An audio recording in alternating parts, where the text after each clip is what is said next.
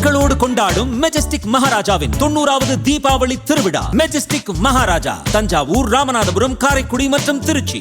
சென்னை தாம்பரத்தில் மழை பெய்து வருவதால் கடும் போக்குவரத்து நெரிசல் ஏற்பட்டிருக்கிறது. விவரங்களை செய்தியாளர் சாந்தகுமாரிடம் கேட்டு பெறலாம். சாந்தகுமார், சென்னை வாசிகள் சொந்த ஊர்களுக்கு படையெடுக்கக்கூடிய சூழலும் இருக்கிறது. அதே நேரம் அலுவலகத்திலிருந்து வீடு திரும்புவோரும் இருக்கின்றனர்.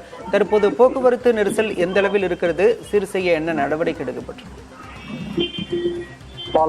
சென்னையிலிருந்து தீபாவளி பண்டிகையை கொண்டாடுவதற்காக சொந்த ஊர் பயணம் காலை முதலே மக்கள் மேற்கொண்டிருந்தனர். காலையில் அதிகப்படியான போக்குவரத்து நெரிசல் ஏற்பட்டிருந்த நிலையில் மாலையில் போக்குவரத்து நெரிசல் சற்று குறைந்தது. அதே வேளையில் அதிகமான மழைப்பொழிவின் காரணமாக அந்த போக்குவரத்து நெரிசல் ஏற்பட்டது. சற்று நேரத்திற்கு முன்பாக ஒரு கடுமையான போக்குவரத்து நெரிசல் தாம்பரம் ஜிஎஸ்டி சாலையில் நிலவியது.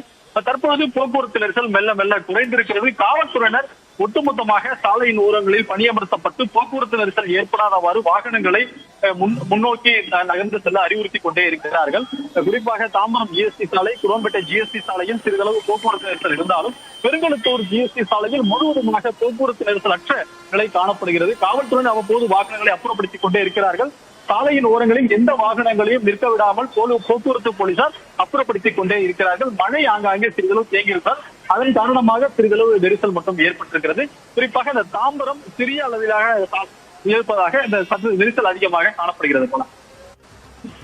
விவரங்களுக்கு நன்றி சாந்தகுமார்.